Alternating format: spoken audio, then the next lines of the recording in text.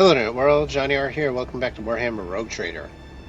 Last we left off, we just fought in the arena. Alright. Really wasn't all that bad. Now I'm trying to figure out where to go next.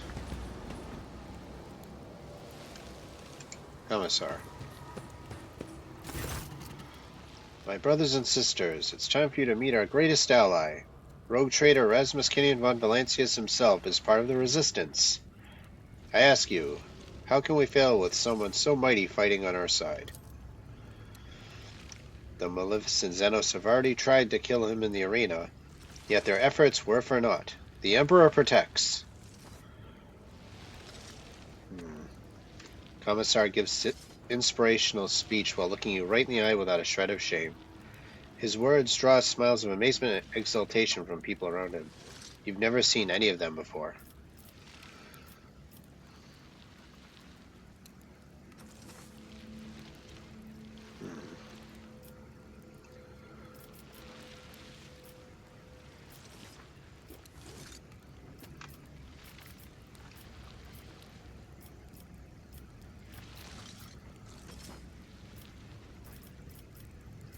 I'm looking for a maestro of flesh. Who do you suppose that is?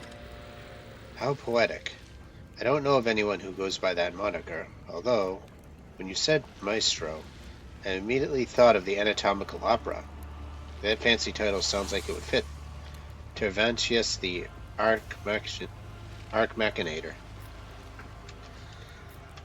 You traitorous maggot. Commissar makes a placating gesture and lowers his voice. Yes, you got me. I'm a traitorous maggot. Just keep it down, will you? I was just thinking, are you even really a commissar? Of course not. I can tell you from experience they all beat the brains and imagination out of commissars during training.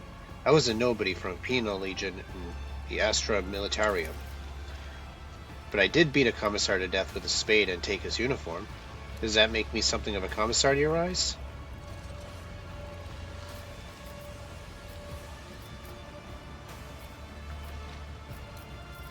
What do you intend to do now? I'll keep supplying meat for the arena. Without malice around, all human captives will be mine to collect, and I'll have plenty of material to delight our gracious host with.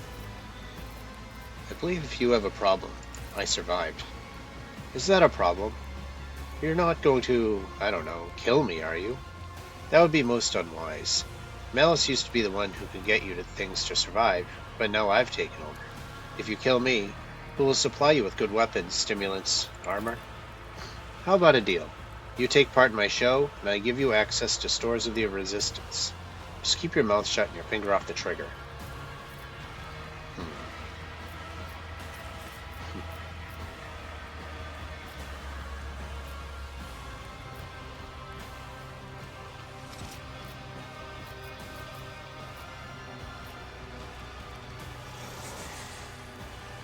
Yeah, he's not a real commissar. Screw that. Hear me, people. This liar serves as Xenos. You've been deceived. 2 arms! Oh, you really shouldn't have. I can shout things too, you see. I wonder who they'll listen to. My brothers and sisters in arms, we've been betrayed. To battle. Let us spill the blood of he who obeys unhallowed whims of Xenos. For the Emperor! However, the soldiers seem hesitant to comply. They glance back and forth distrustfully between the commissar and the known hero of the Imperium who has challenged him. Oh, they know me.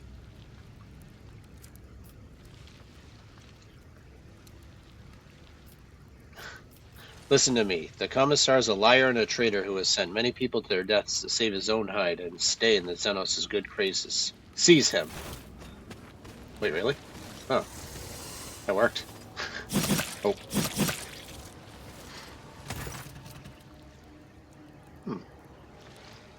The soldiers swarmed the screaming commissar, burying him under a pile of bodies, out of which blood-stained fists and gun stocks emerged for sinking in back again.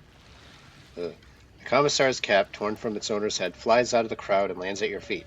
The only confirmation that his reign of treachery is over.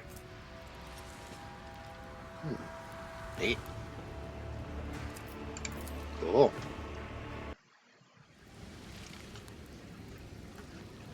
Well, looks like I'm the leader now. The Resistance fighters are looking at you with a mixture of fear and deep respect. They do not have the guts to break the silence and speak to you.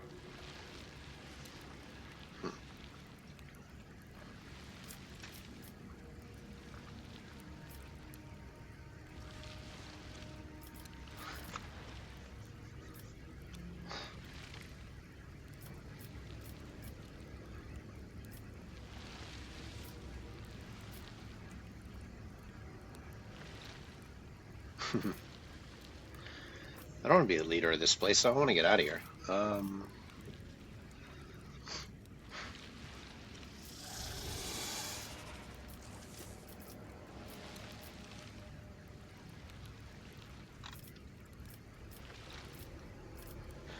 Fine. I'm pretty sure they already know this, but I'll tell them anyways. There is something you must know. The man who called himself the Commissar was a traitor and accomplice of the Xenos. His promises of escape were nothing but lies. A shocked murmur runs through the ranks. One fighter sobs, his face twisted in grief, while another whispers a string of curses, his fists clenched. One of the warriors, a woman with a stern face and grim voice, says firmly, "Then there is no hope. We are doomed to remain captives of the Xenos, but a clean death is better fate by far. May we beg your lordship to grant us the Emperor's peace."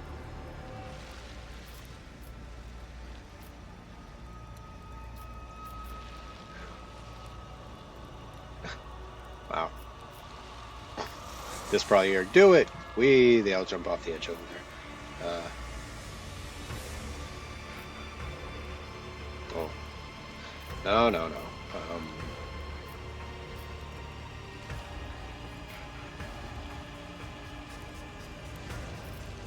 the name of the Emperor, I, Erasmus Kinian von Valancius, give you my word that I will lead you out of this place.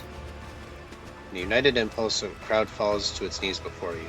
You see their eyes, awestruck and warm like sunlight. As they offer their many-voiced prayer to the Emperor, you hear your name uttered over and over again.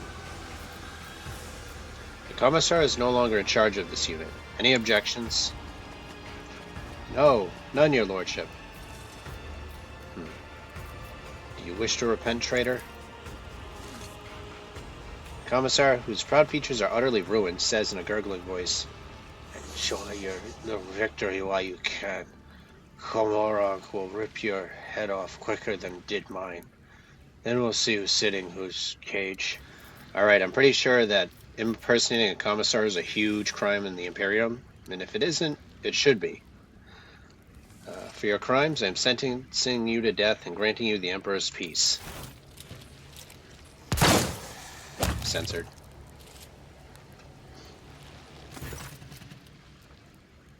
Oh, well. The Commissar meets your blow with a straight back and raised chin, just as a real disciplinary officer of the Imperium would.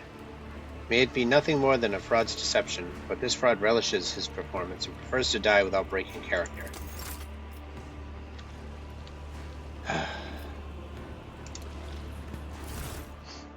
Ooh. Nice. Diptus Astartes. Can't use it. Serrated Glimmer Steel Blade. Iron Shield. Ooh. Armor. Zari Armor. Single shot range attack from any cover. His armor piercing. Gladiator's healing kit. And skin patch. Excellent. More stuff. Wow. Bolter. Melt-A-Gun. Oh yeah, those are the flamethrowers, right? Big hammer. Nice. Commissar flak breastplate. Efficient armored body glove. Battle plan. Luck thickener. Ooh.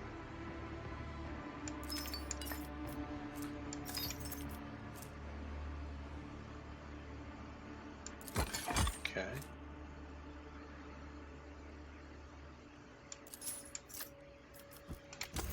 All right. Oh. What do you think? Oh. Lord Captain, I serve at your pleasure. I fear, Lord Captain, that without the intervention of an experienced rejuvenate adept, I will not be able to overcome this frailty on my own. Blessed throne, it is hard to be a helpless old man. I always hoped I would die, long before the day my back and hands gave out. And look at me now. Any thoughts on how we might get out of here? I am sorry to say I do not. If we had our ship and crew at our disposal, we could be safely within its walls, conduct reconnaissance of this place, and in the end, meet our deaths in battle against the Xenos, as befits true servants of the God Emperor. However, we are deprived of our usual resources. Now we can only rely on our weapons and our wits.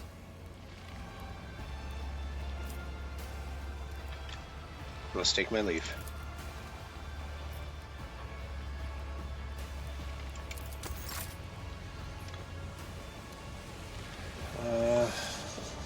Irla, there you are. You came back from the dark, Elentark? Unharmed.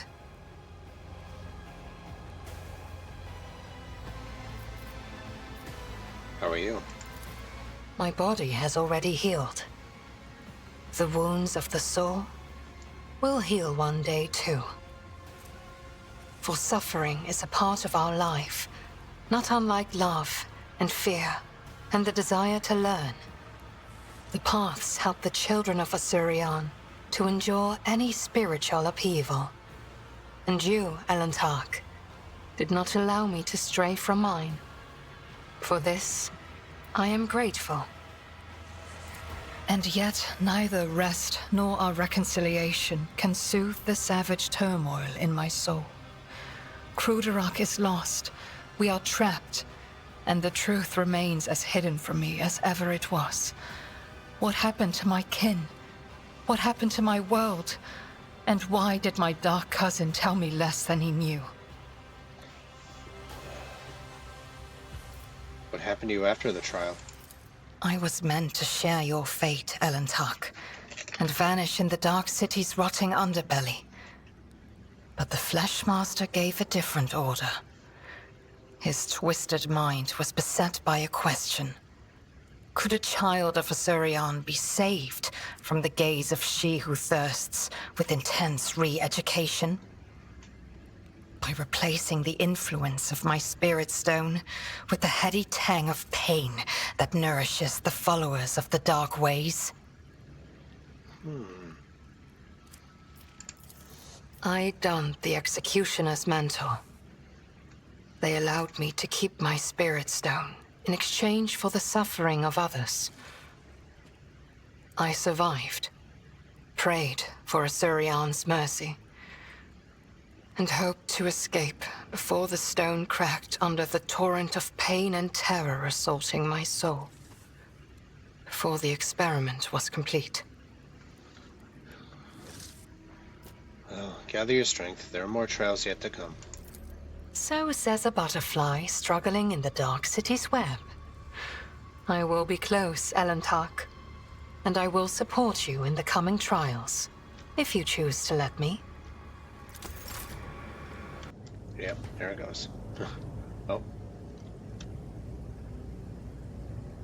Never mind. That was somebody else. Okay, I wasn't just seeing that now, it's... My success was inevitable. Switch flyer took the air, suggests their body must be extremely light. Keep your wits about you. Okay, so I wasn't going crazy.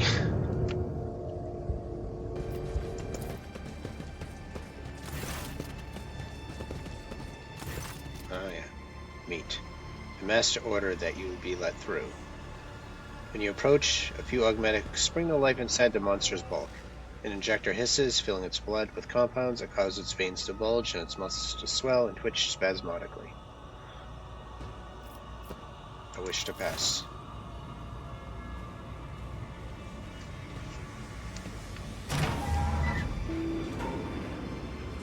Whoa.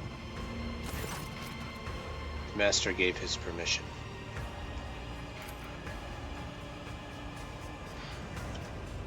That's pretty sick. Cool.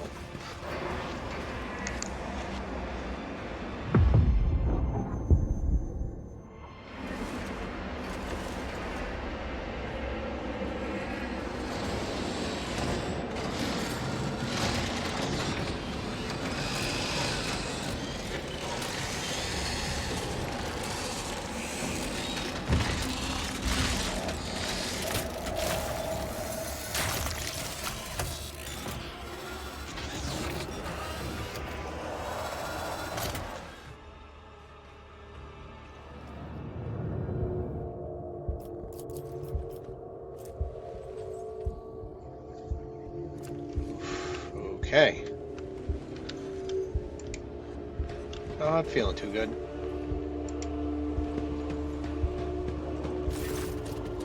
Ugh. Creature in front of you is a patchwork of skin stuffed with darkness, corruption, and sharp objects. Staring at you with its scalpel eyes, it grumpily remarks, "Such a disobedient specimen. You're still not dead. An anomaly?" Its foul, corrupt thoughts reach out to you, groping at your face. "I need help. But I see you will soon become a very obedient specimen. Convulsive spasms, hysterical reactions. Come here." The creature pokes you in the chest, its triangular fingernail easily penetrating your skin. A strange sound throbs at the edge of your awareness. A sound familiar to your own scream.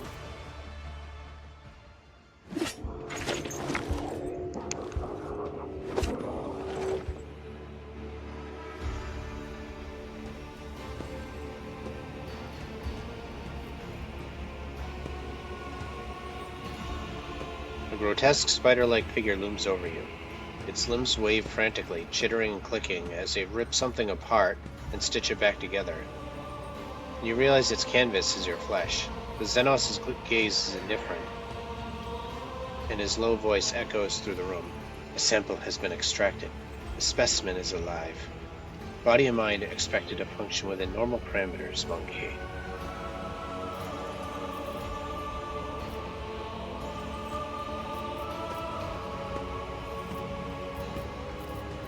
Examine the Xenos.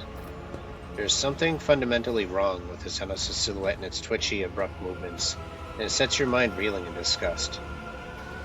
Each of his mechanical tool appendages seem to be designed as sickening and horrifying as possible. Ugh. What happened to me?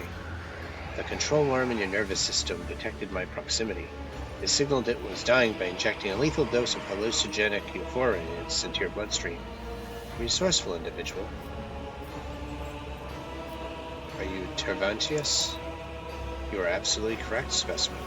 I am Tervantius the Arc Machinator, homunculus and conductor of this place that staggers the imagination and soul, my anatomical opera.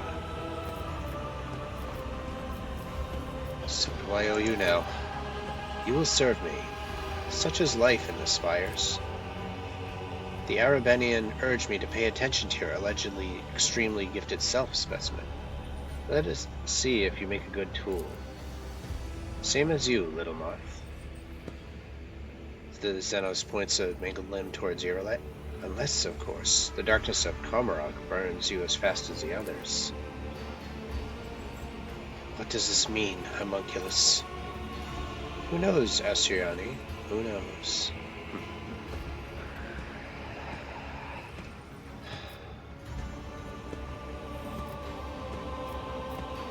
What exactly does Arbenian tell you about me? This information should not burden your undeveloped mind. The Arbenian told me enough to give you the chance to enter my anatomical opera. That is all you need to know. What do you want from me? You will return to the arena of the Fatal Thirst. You will kill a few of the witches Foster learns for me. You might even spill the blood of one of the blood-stained proselytes. They are long overdue a small lesson in humility. They have forgotten their place. They lack respect. They do not appreciate my work. They fail to recognize my authority. Still staring into distance, he continues his grievances with maniacal thoroughness.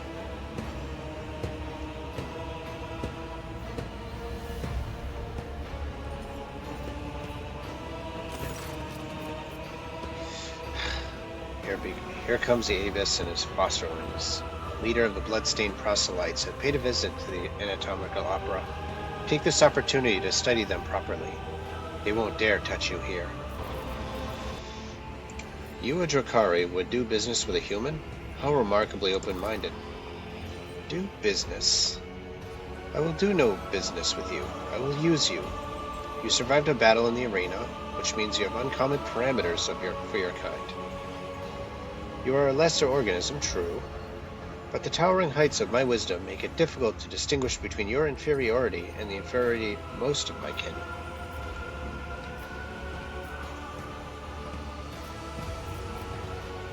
I will not serve the enemies of humanity. I will never turn down the opportunity to kill a few Xenos. The response is acceptable. If you behave like a good specimen, Monkey, you may eventually receive my help in escaping Komarok. The Fleshmaster is mad enough to help us escape in favor of his own unholy designs, but the price, Alantak, will be unfair and terrible. Obedience will be rewarded. Take your crude gear with you. I abhor such technological banality, but a creature as undeveloped as you might find of some use. Once you are finished with this, go and look at the ones who will be your executioners when the time comes for you to die. The sheer primitiveness of your technologies. Go, specimen. Deliver Taventius' message of blood to the arena witches.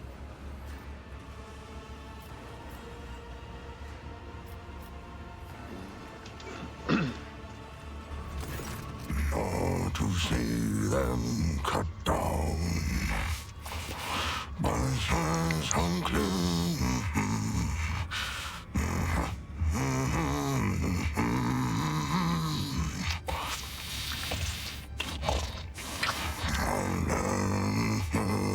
Alone, the past gabardine.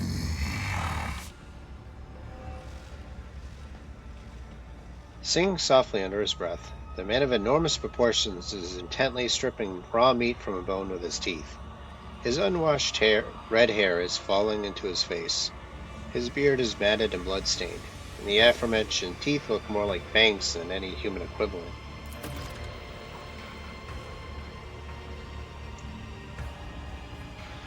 A less knowledgeable person might not recognize this giant humanoid, but you are well aware that this is a space marine, an angel of the Emperor.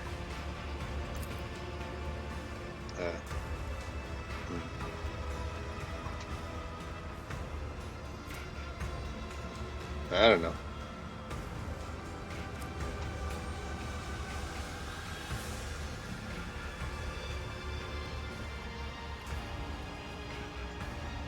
Hail, Angel of the Emperor.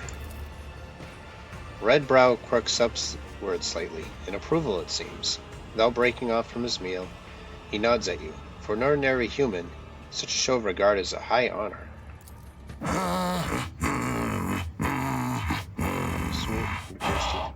What do you want? Between his lines song, he tosses out, what do you want?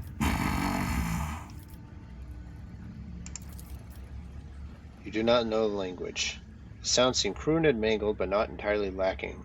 The harsh dignity of a form of Gothic, while also sounding similar to the rumble of a landslide, sharp and choppy guttural phrases tumbling forth in a harsh rhythm. I don't want to do that.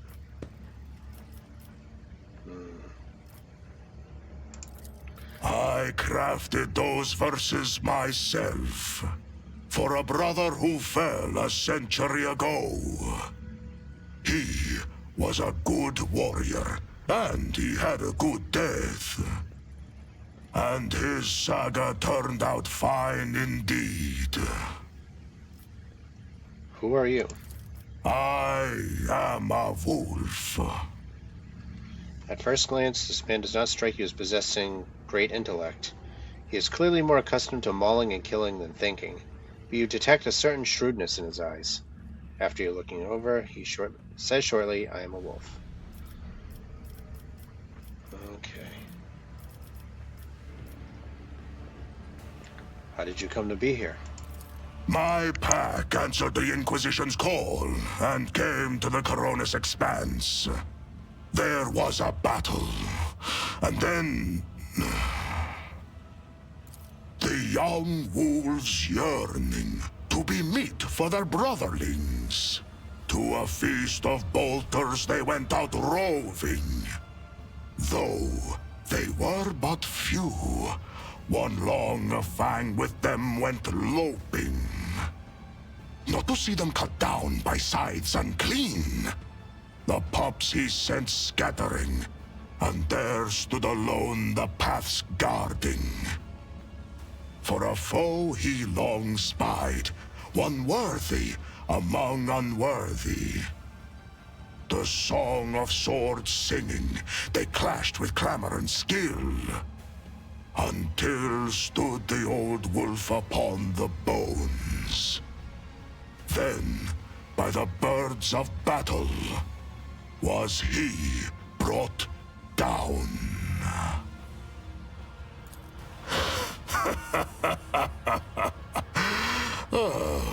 Was that clear enough? This saga sounds less interesting in prose.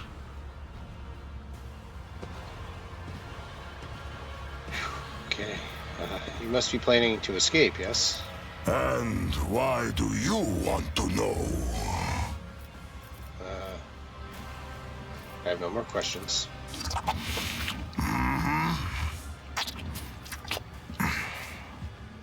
A warrior such as you could prove useful to me. To get what you want, you will have to convince two very headstrong individuals. Me and my captor. That claw-handed Xenos. The huge body of straggly, overgrown red hair perfectly suits the deep, chilling voice of this man, or of this beast in the guise of a man.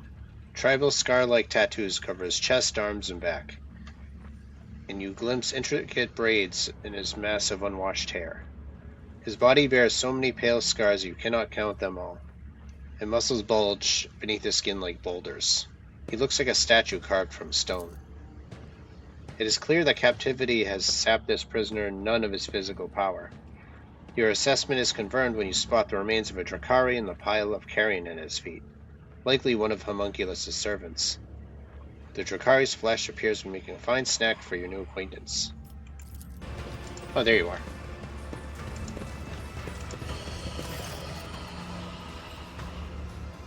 Duratelas is staring at you as if she's seen a ghost. There's a strange, eerie-looking device on her head. Tangled myriad thin, translucent threads coiled in elaborate, sickening patterns on her temples. Many of those threads penetrate the skin of her face, neck, and clavicles. Lord Captain, you're alive? Adira, what are you doing here? You know, I thought you were gone. Done for. I thought I'd never see you again, so I tried to start over. Ugh. The longer you look at Adira, the more strange details you notice about her appearance. The odd, earthy tone of her face, the fine purple veins around her parched, cracked lips, the subtle change of color in her now lustreless eyes. An unpleasant sense of wrongness comes over you, as if the woman standing before you is not quite alive. What are you talking about? See this? It's a reward for my loyalty. When they captured us, I don't remember much from back then. I remember shackles that burned whenever I heard a whisper.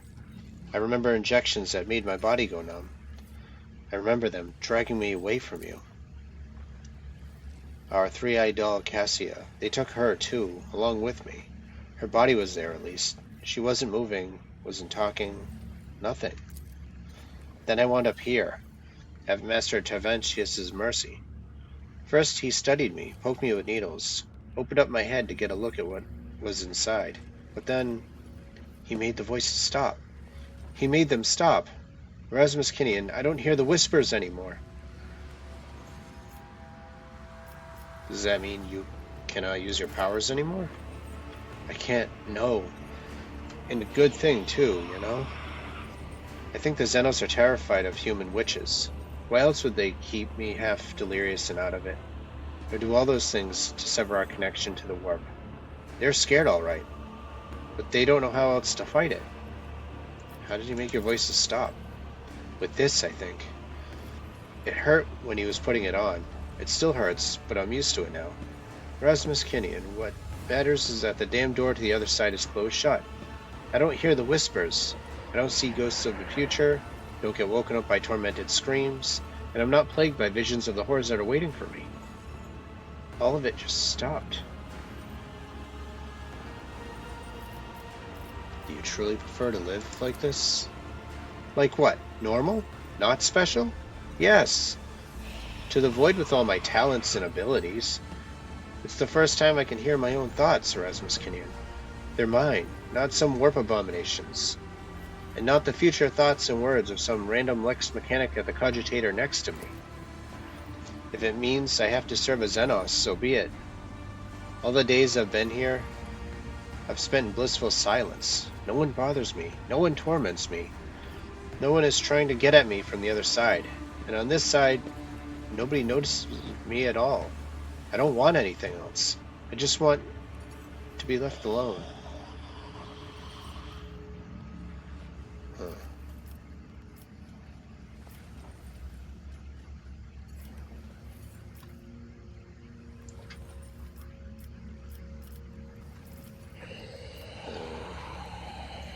This is not living, Adira. It's better to live out the time you have in your own terms than spend an eternity existing the way you intend to.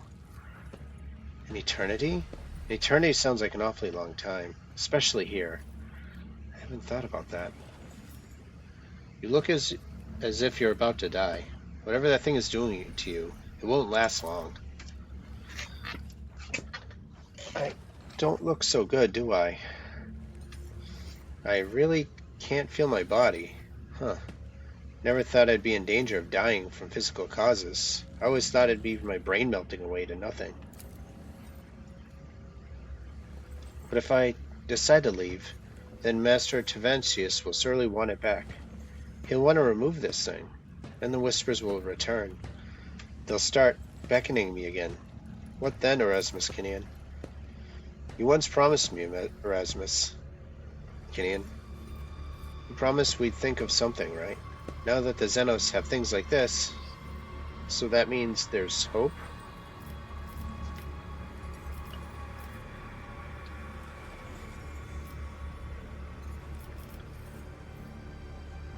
I believe in salvation through willpower and character, not at the hands of the Drakari. Like I have any of that. Huh. Don't let anyone say that the Lord Captain's got no sense of humor. Alright, that's enough for me running my mouth. It's time. Oh. Sharp sound, the tubes slip out from under her skin, spraying blood mixed with some foul-smelling ochre-colored slime. The device detaches from Adira's head. She lets out a piercing cry, her head jerking back from the pain, when the delicate device clinks as it shatters into tiny fragments. Well, this is awkward. Looks like the Xenos are right to call us clumsy animals. Oh well, since it's decided. Might as well go out with a bang. Lead on, Lord Captain.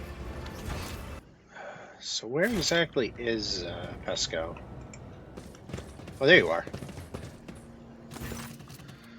Crooked figure wrapped in crimson looks nothing like Pascal Hanuman, you know.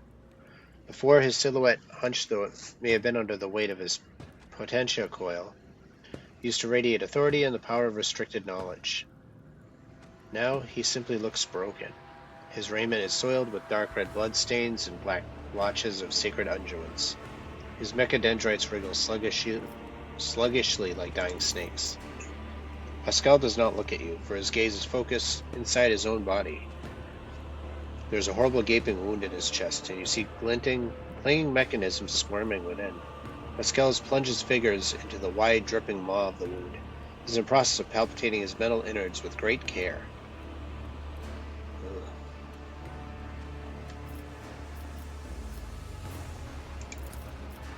It's difficult to say if the procedure Pascal has undergone was torture, sacred augmentation, or vivisection. His flesh is covered in fresh sutures interspersed with wounds that no one has taken the trouble to stitch up. An ordinary human would have long since bled out, but the Ferrum Sanctum sustains the bodies of the adepts of the Machine God. His metallic insides are exposed to the eye of all their vulgar and bloody nakedness. Pascal, can you hear me? This statement is true, Erasmus Kenyon. Pascal looks up at you. His skin has gone yellowish and clammy from lubricant-like sweat, and there is something strange about the pupil of his left eye. You look close and realize that its shape is no longer round. It's a tridecagon. What happened to you? An act of defilement. This unit was subjected to a profane invasion. A Xenos touched my Ferrum Sanctum, removed parts of it, and changed other parts. Branded my true flesh with ulcers of forbidden metal. Is there a way I can help you? This statement is false. The pure augmentations were inserted into the terminal cycle of the operation of my true flesh. Their direct excision will, with an undetermined yet high degree of probability, cause a cessation of my vital organs. Pascal's fingers widen the edges of the wound. Blood mixed with sacred unguents trickles down his wax-like skin. His sunken chest contains more metal than you thought possible. You see the gray tissue of his lungs pierced by dozens of thin tubes. Ow. An unfamiliar organ made of synthetic fiber, imprisoned within a cage of protective rings. The wide cover of his respiratory system that disappears into his trembling larynx. All these augmetics are riddled with small grafts of xenotech clinging to them like rust.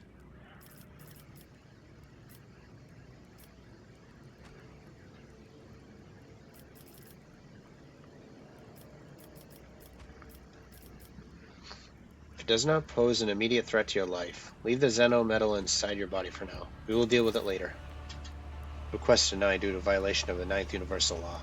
The alien mechanism is a perversion of the true path. You are a warrior of comprehension. Survive, then, and comprehend. This statement is true. I said that really weird. I am a warrior of comprehension. Comprehension is the key to all things. I will comprehend the anathema, and in doing so prevail. I will not yield. This unit is ready to serve. Omnissiah, have mercy on me.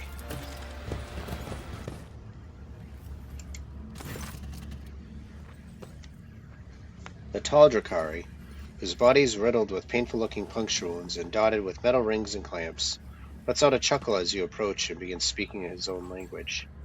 Your ludicator hisses to life, translating the words. Look, Carrion. Is this the monkey that cost you your place at the Archon's side? Marazhai's eyes flare with turquoise. Marazhai's eyes flare with turquoise fire at the sight of you. An immediate, uncontrollable urge to kill. The Drakari sees the blades hang from his belt, and freezes at the shout of the metal-studded Xenos. Careful with the meat for the arena, Marazhai. If Sinistoria is short for toys for fighters, you will be punished again. She seems to enjoy pitting you against Chimerae. Maybe this time she won't deem it necessary to give you back your skin after you slay them all. The motionless Marazhai turns his head towards his kin, and you notice a thin red stripe on his neck below his ear, like a fresh stitch. Shaking with barely contained rage, the former Drakon stares at you with the dark eyes. Ugh.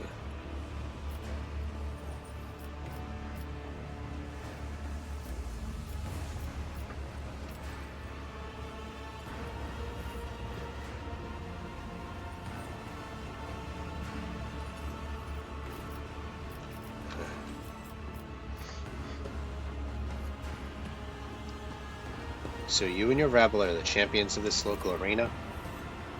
Avis frowns at sound of the ludicator and turns away from you dismissively, exchanging a few words with the witch standing next to him. The mocking laughter and haughty looks in your direction leave no doubt about the subject of their conversation.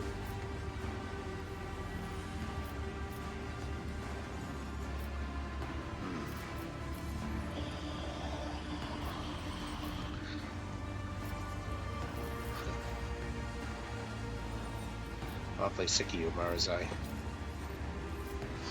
Just want to get a proper look at you. humiliated, stripped of everything you were, and later I shall find a way to kill you. You think too highly of yourself, little beast. Pray you are killed in the arena before you know the caress of my blades. Such an edgelord, huh? I am tired of this noise. We must go, proselytes. It is time for our next training session. Thirsters of woe, an exquisite strife awaits you. The bloodstained proselytes will face the sophisticated killers of the cabal of the Poisonous Whisper, and the challengers who already survived one fight in the arena will go up against fresh battle meat provided by the cabal of the Wounded Skies. Really cool names, at least.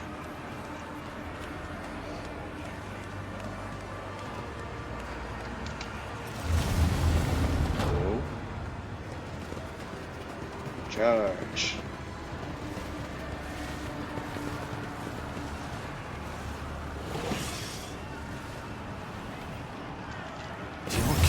Has no right to exist. I will revel in your pain. Oh, okay. What do we got? Brutal Slith, Drakari Gladiator. Enter the portal, just leave.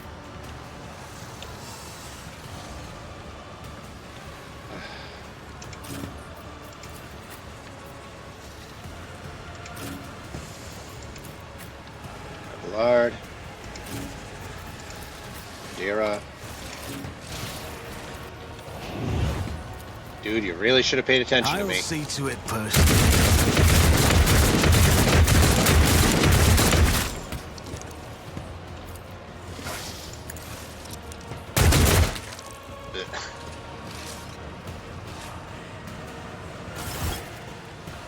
Abus runs his fingers along the edge of his blade. Your former captives. You had a chance to rectify the mistake you made to forfeit your Archon's favor. I doubt Eumemoris will change her mind, and Sinistoria will surely not want to give up her new plaything. Oof.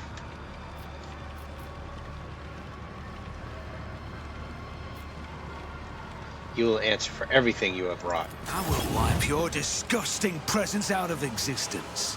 I'll adorn myself with your flayed skin. Taking calculated risk is in my second nature. Oh good, we still keep our buffs. Oh. Alright. Fair enough. It's as good as done. I won't stand for it. Activate all my abilities. Okay.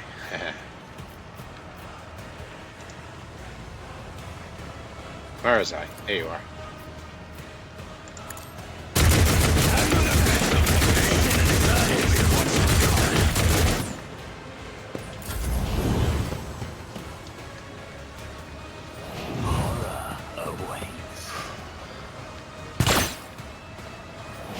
I will savor your delectable anguish.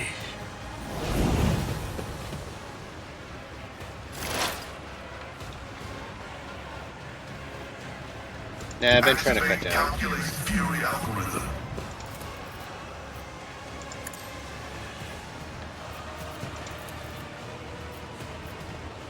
My vow is to serve. There we go.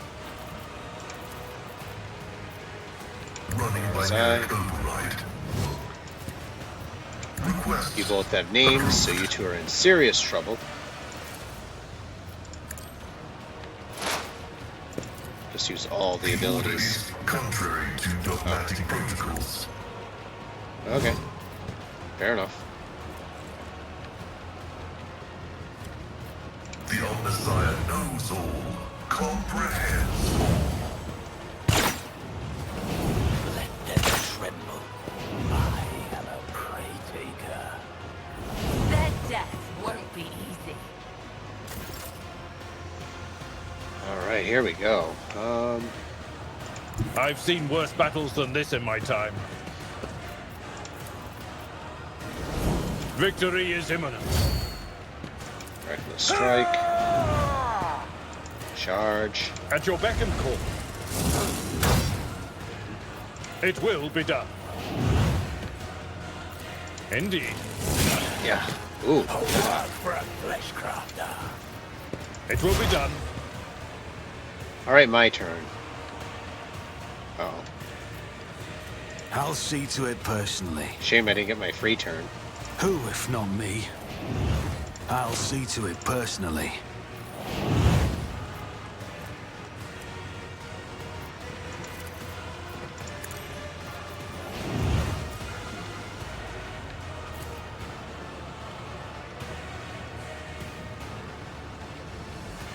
On it.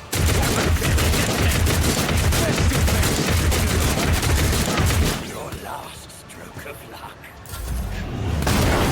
You call this a strike? Oh, what's the matter? Nobody can move? Alrighty.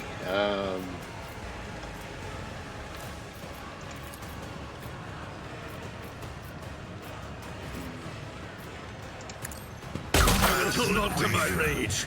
Your life is a negligible variable. Ooh. My vow is to serve. Alright.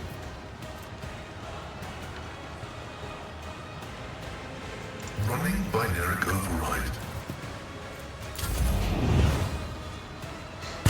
I've suffered worse.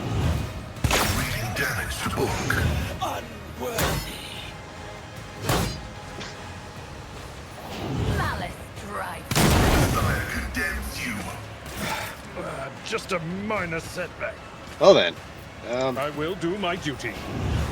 Alright. We ain't doing too bad. Grey hair, sure hair. Tear your heart out for this.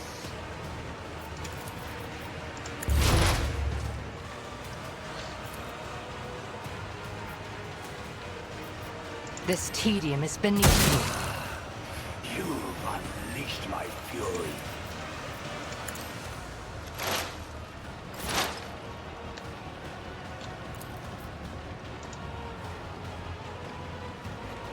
I know what is to come. Was it you? Or... But of course. Alright. Still not great. I have wrought your downfall. Real pain. 107 damage. Ancestors guide me. In blood. If it serves your cause, no weakness is hidden from my sight.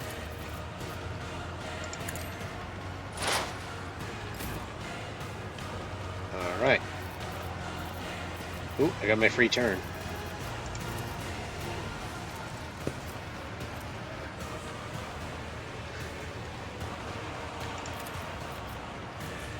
I won't compromise. I'm wondering my how stackable principles. this is, so hold on. Wait. It's as good as done. Right, now... Just make sure I'm not targeting any I'll teammates. see to it.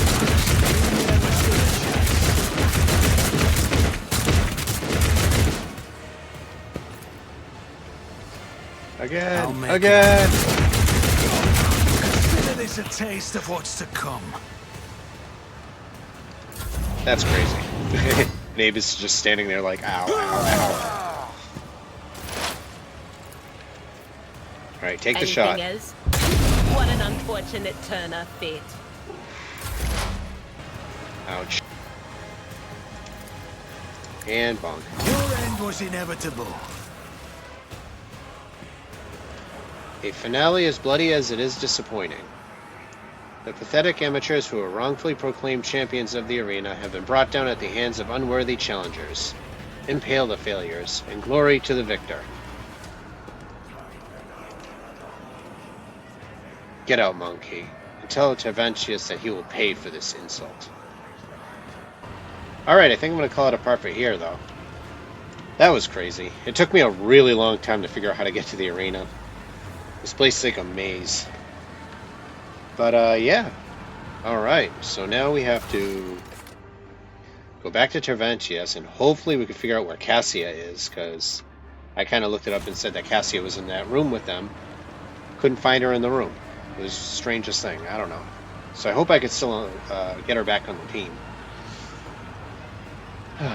Alright. So thanks for watching. I hope you enjoyed the episode. Hope to see you again next time. This is Johnny R. signing off for the night. Have a good night, everyone.